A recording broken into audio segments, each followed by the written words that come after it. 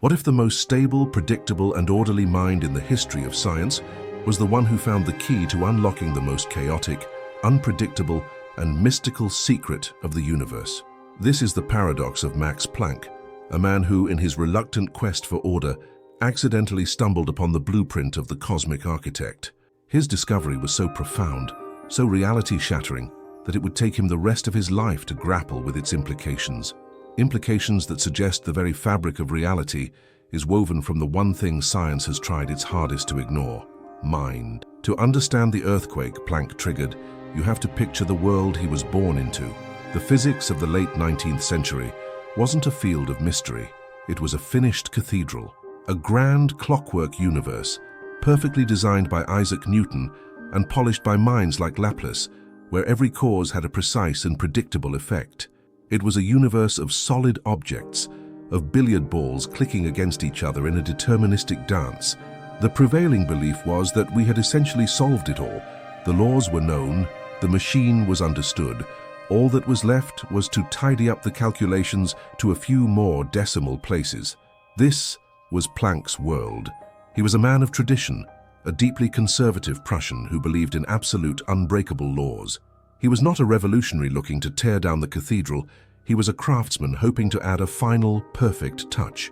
Yet a tiny, nagging anomaly, a small crack in the perfect wall of this clockwork reality, kept bothering him.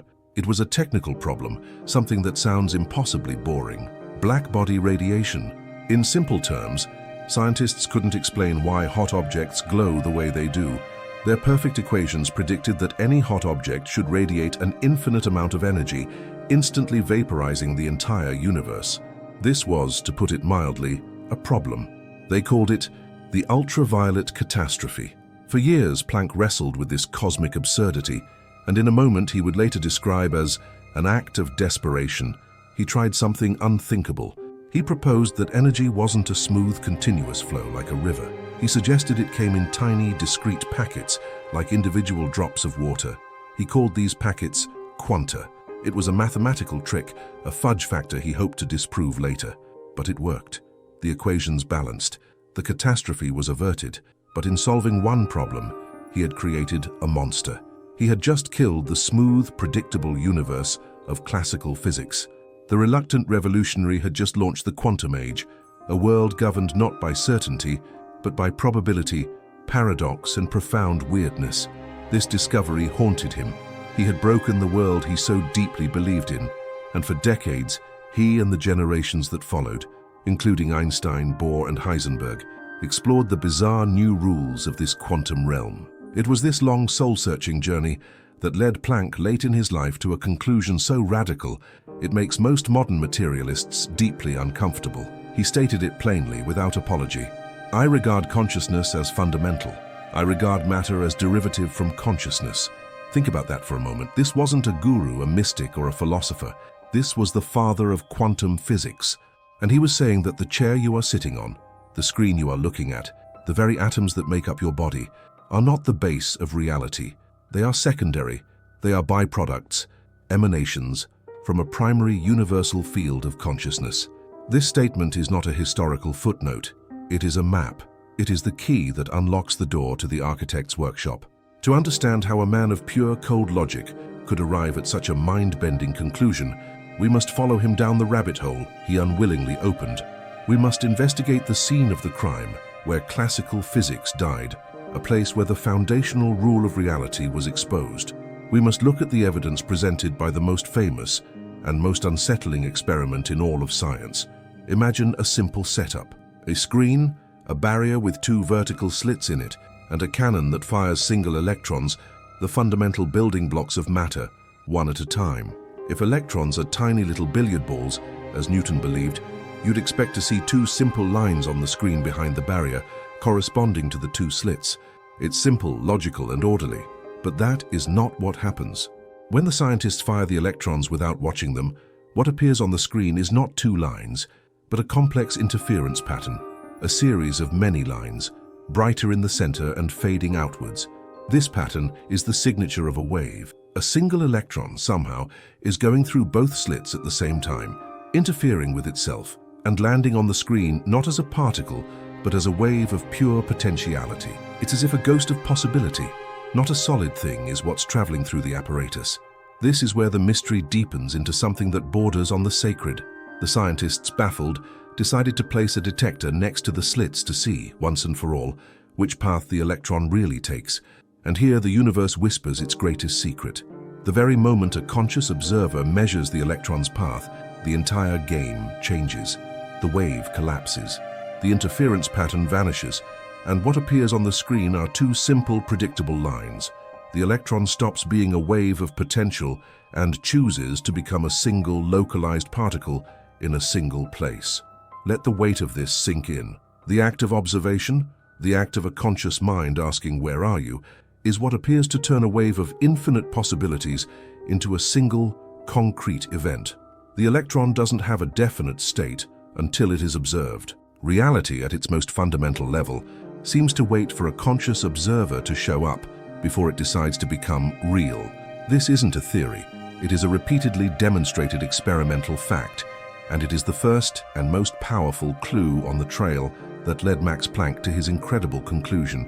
It shatters the illusion of an objective universe existing out there, separate from us.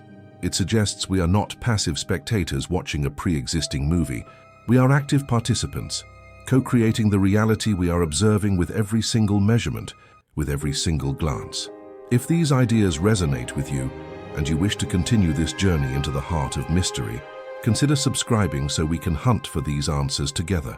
So if the smallest building blocks of our world are held in a state of pure potential until a conscious mind engages with them, what does this imply about the universe as a whole?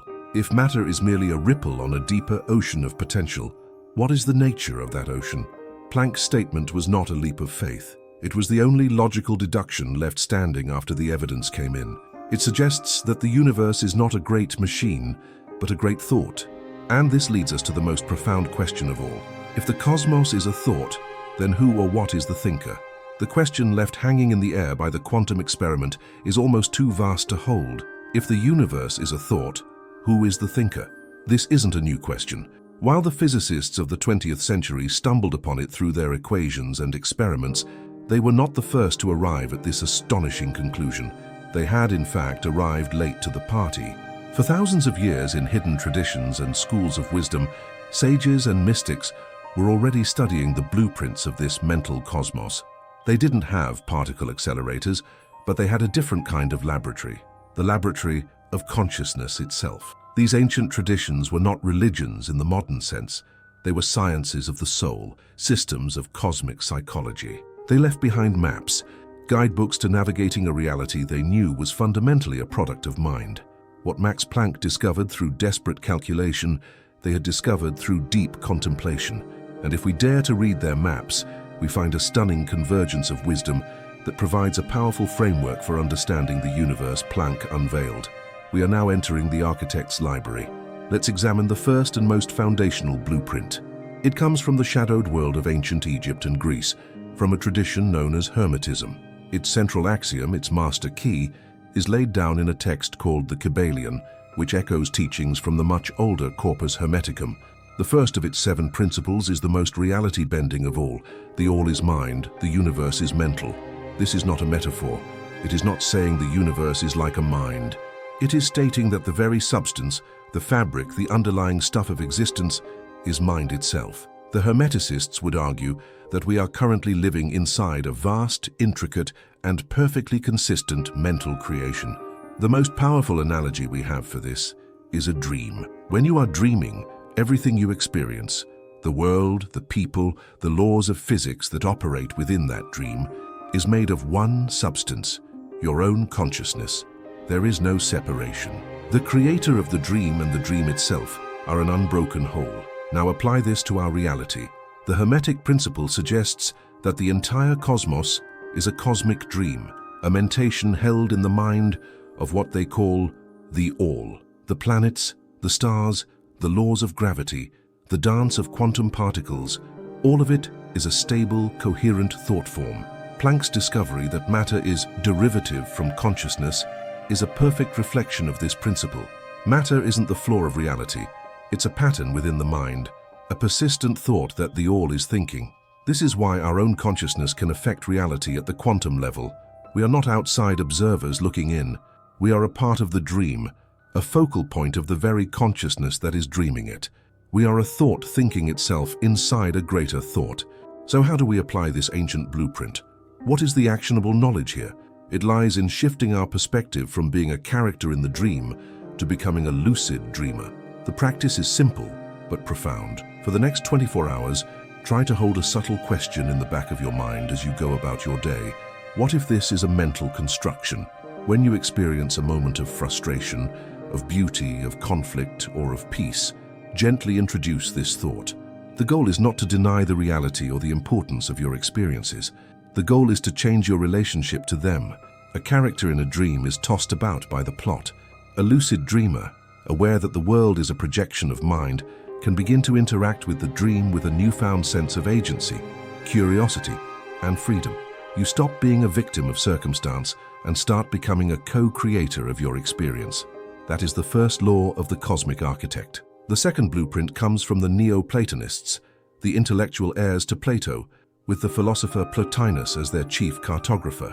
If the Hermeticists gave us the substance of the universe, mind, Plotinus gives us its structure.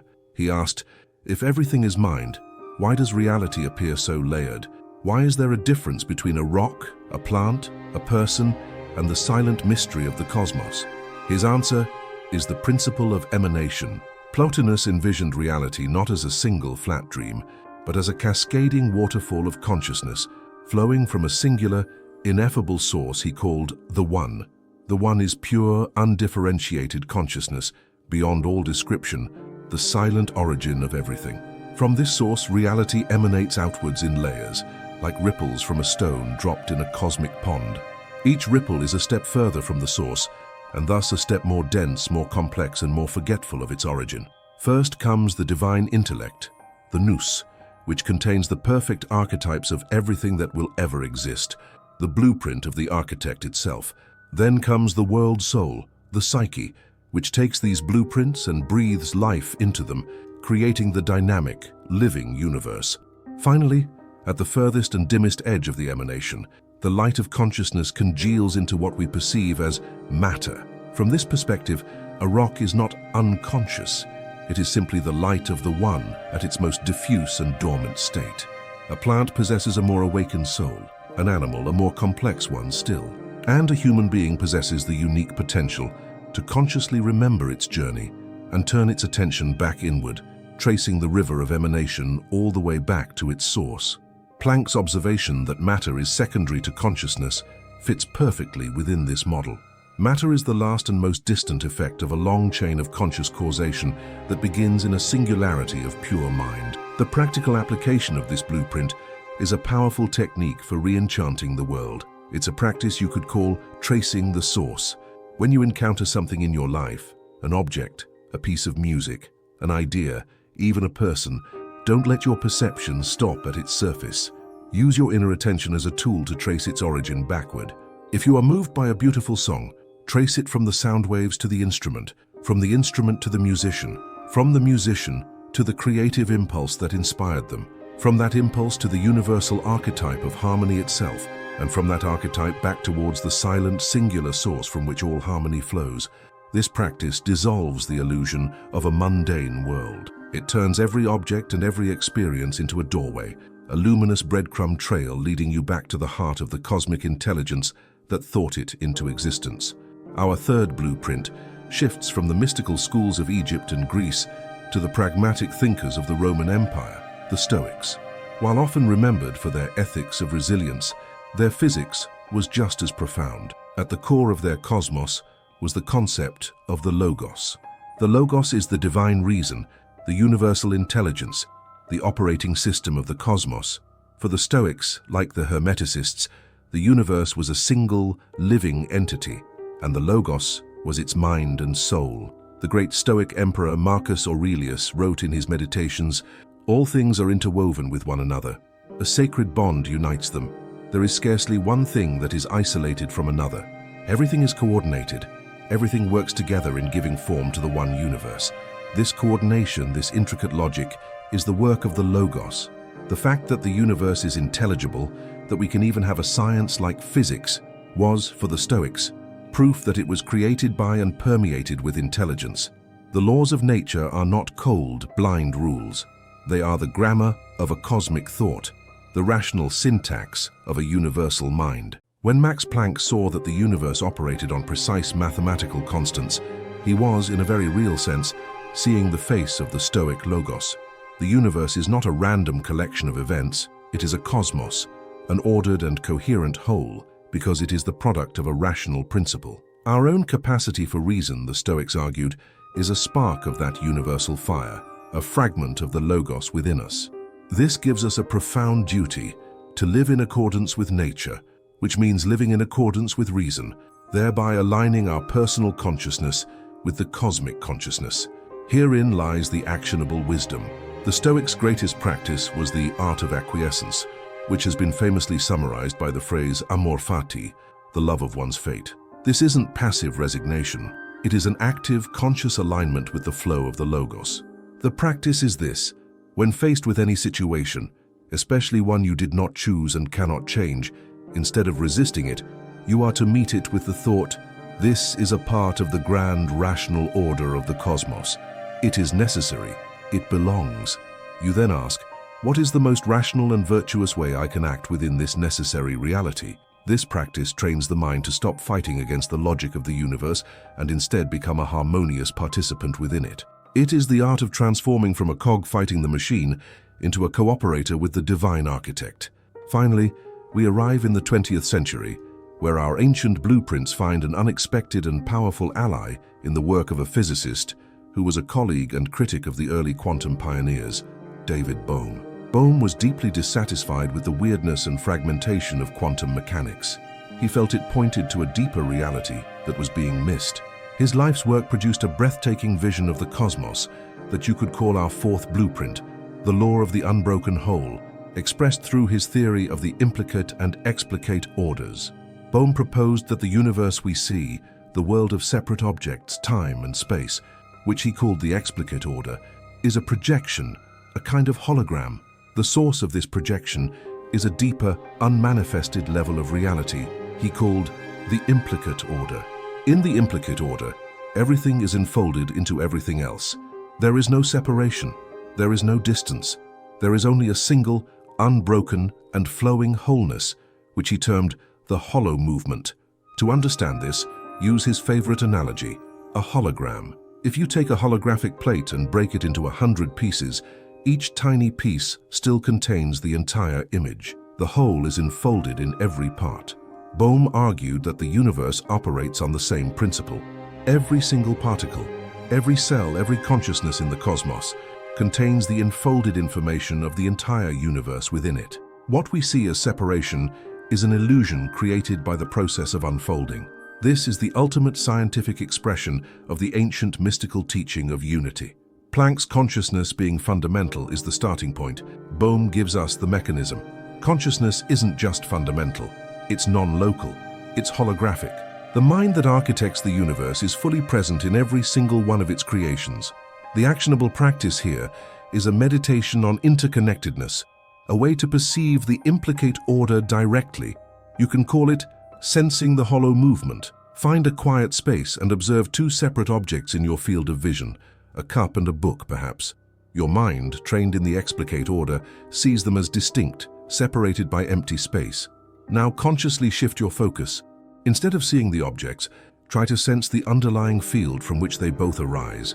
Imagine that the empty space between them is not empty at all, but is a plenum, a vibrant field of potentiality, and that the cup and the book are not separate things, but stable ripples, temporary patterns on the surface of this one unbroken field.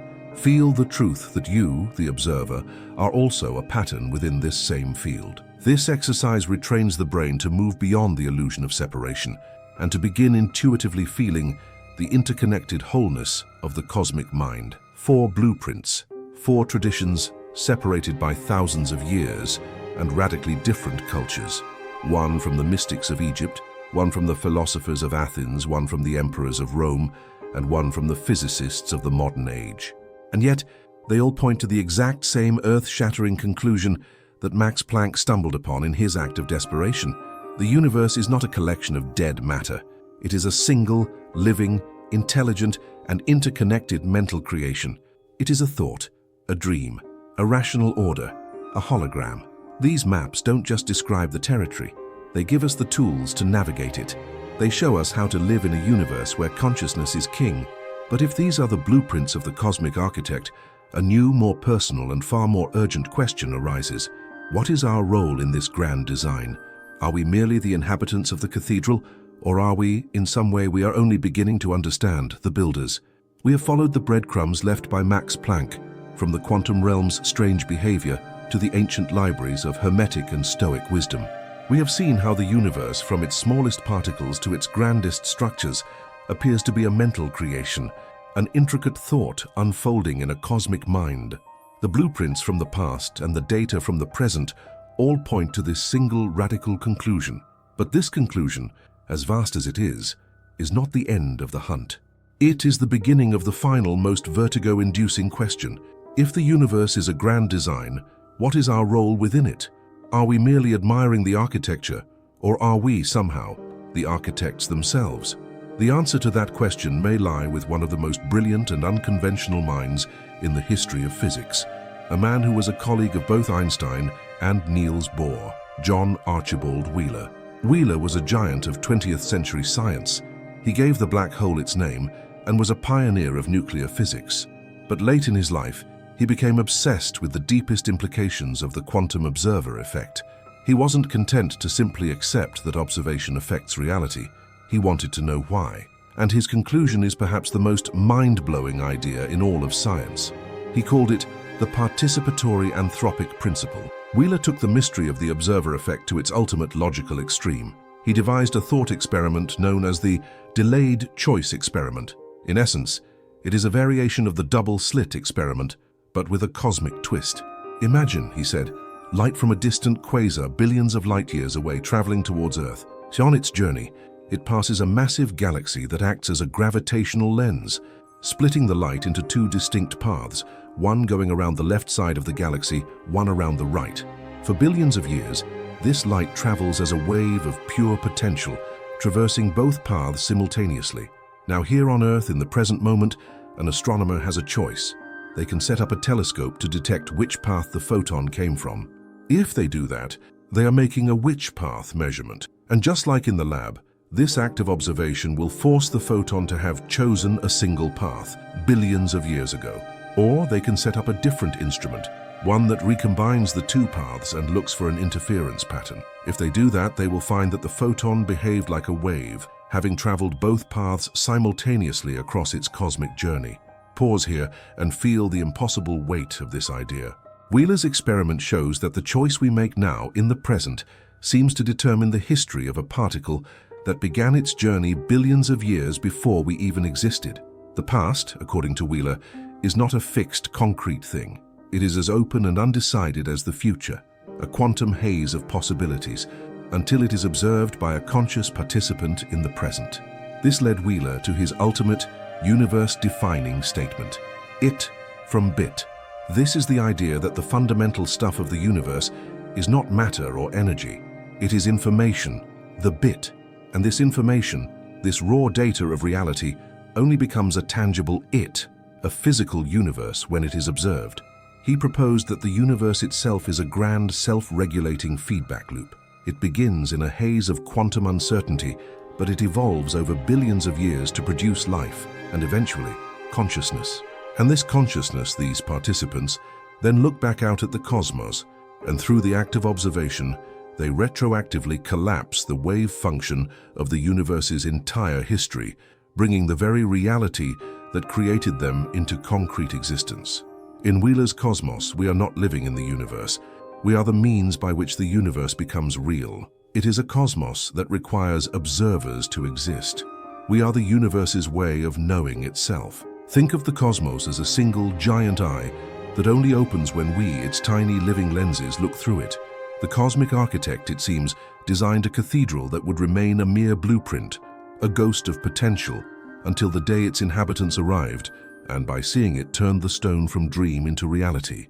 This idea of a planetary participatory consciousness finds a powerful echo in the work of the paleontologist and philosopher Pierre Teilhard de Chardin, who proposed the concept of the noosphere. He saw evolution not just as a physical process, but as a teleological journey towards greater complexity and consciousness. For him, just as the Earth developed a biosphere, a layer of life, it is now developing a noosphere, a planetary sphere of thought, an interconnected web of consciousness and information created by humanity. This emerging global mind is the next stage of cosmic evolution. When we combine Wheeler's physics with Chardin's vision, a startling picture emerges. We are not just individual participants solidifying the past, we are a collective consciousness, actively weaving the future fabric of planetary and perhaps cosmic reality. What then are the implications of this almost terrifying responsibility? If we are truly co-authors of the universe, how does that change the way we must live? This is no longer philosophy. This is the most practical knowledge in existence. First, it redefines the power of our attention and intention. In a mental universe, where you place your focus is the most creative act you can perform. Attention is not a passive spotlight. It is a creative chisel, sculpting the raw marble of quantum potentiality into the statue of your experienced reality. This means that cultivating a focused, coherent mind is not a mere self-help trick. It is a fundamental cosmic skill. The quality of your thoughts, the clarity of your intentions, and the direction of your focus are your primary tools for participating in the ongoing creation of the cosmos. Every thought is a vote cast for a particular version of reality. Second, it elevates every act of discovery and creativity into a sacred act. The artist creating a masterpiece, the scientist uncovering a new law of nature, the composer hearing a new melody. These are not just personal achievements. They are instances of the universe expressing a novel aspect of itself through a human nervous system. We are the sense organs of the Logos, the conduits through which the cosmic mind experiences its own infinite potential. To create, to learn, to explore, is to fulfill our highest function as participants in this cosmic feedback loop. It is our duty to observe the universe with as much wonder, intelligence, and love as we can muster, for in doing so, we are literally enriching the fabric of existence. Finally, it places a profound ethical weight upon our inner lives. If we are all nodes in an emerging noosphere, then our thoughts are never truly private. They are subtle vibrations broadcast into a collective mental field. A thought of hatred, of division, of despair is a contribution of noise that degrades the coherence of the whole. A thought of compassion, of connection, of courage is a signal that strengthens the integrity of the planetary mind.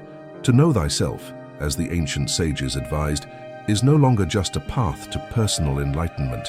Funny how that is still the hardest final boss to beat, but in a participatory universe, it is a planetary imperative. The greatest act of service to the whole is the conscious cultivation of one's own inner world. We began with a single, reluctant physicist who, in an act of desperation, revealed a crack in the clockwork universe. That crack has widened into a vast and breathtaking vista, a universe that looks less like a machine and more like a thought in the process of thinking itself. A thought that, it seems, has been waiting for us to arrive, to turn our attention towards it, and to help it decide what it will become. This leaves us standing before the ultimate cosmic dilemma. If the universe is a thought, and our participation is required to make it real, are we simply the passive readers of a pre-written divine story? Or are we something more? Are we the nerve cells in the cosmic mind, the active dreamers in the cosmic dream, collectively writing the next verse of the universal story as we go? The hunt for that answer is the greatest mystery of all. If this journey sparked a fire in your mind, subscribe and join our ongoing expedition into the heart of these questions. And that's our hunt for now, a wild mix of documented physics and tantalizing what-ifs based on bibliographical sources. What do you think?